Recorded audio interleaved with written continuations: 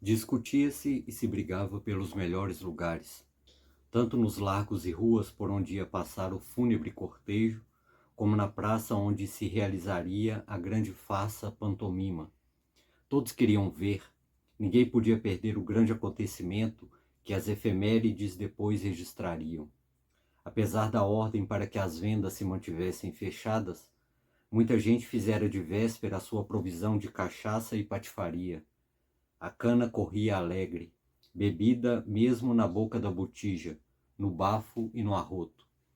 E alguns mais altos, a pinga subida na cabeça, já riam e antegozavam, na névoa estúpida da bebida, o Gran Guignol, a fantástica ópera de títeres.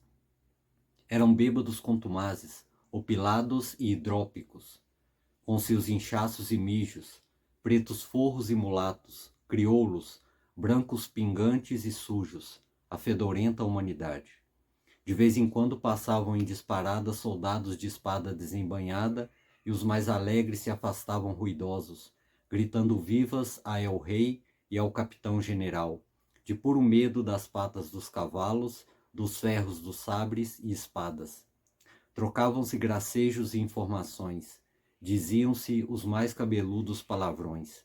Empalmava-se a bunda das mulatas trigueiras, os dentes de marfim todos à mostra no riso excitado, nos gritos histéricos, os peitos fartos e duros, de bicos do tamanho de uma azeitona, inteiramente de fora. Beliscava-se o braço roliço de pretas exuberantes e assanhadas, vestidas de panos e chales berrantes, cobertas de braceletes, trancelins, correntes e colares de ouro, a cabeça empoada, os argolões nas orelhas, os vidrilhos rebrilhando ao sol da manhã. Era uma festa de moleques e mucamas em dia de folga, do femeaço e dos feitores, de pretos forros e brancos pobres, de mulatos e mamelucos, cafusos, entre cruzas de caburés e curibocas, carijós. Aquele caldo de gente quente e espumante de onde nasceriam as flores gálicas e os esquentamentos. Um grande festim de raças e ofícios, selvagem, infernal, puro trópico.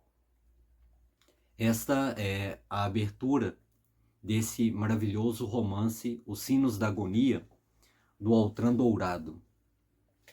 Trata-se de uma história trágica que se passa na antiga Vila Rica no século XVIII.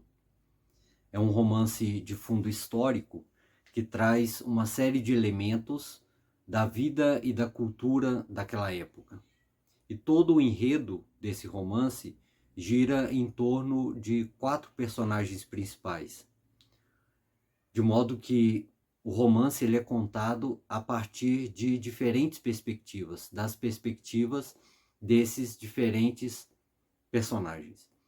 Ele se abre com a história de Januário, que era o filho bastardo de um fazendeiro da região, que acaba se vendo envolvido numa trama e acusado de crime de lesa majestade por haver matado um potentado daquele lugar. Potentado esse, um poderoso chefe político, que havia se casado com uma jovem belíssima e muito sedutora chamada Malvina. E é justamente em torno dessa história da paixão do mameluco Januário por Malvina, casada com esse velho poderoso e muito rico, e também da paixão que a Malvina nutre pelo filho desse homem, que é o Gaspar, que vai se desenrolar toda a trama. Então nós temos um romance belíssimo, além do enredo em si, que é extremamente sedutor, que nos prende da primeira à última página.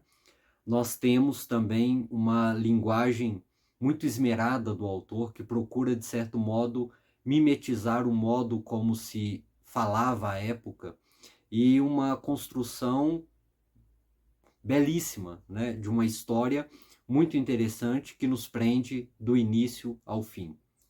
Trata-se de um dos grandes autores mineiros, né, Altran Dourado, ele é de Patos, né, aqui de Minas Gerais, e tem também outras obras muito conhecidas, como a Ópera dos Mortos, né, que talvez seja a sua obra mais conhecida, e vale muito a pena conhecer a obra desse autor. Então é a minha indicação para vocês, Os Sinos da Agonia, Altran Dourado.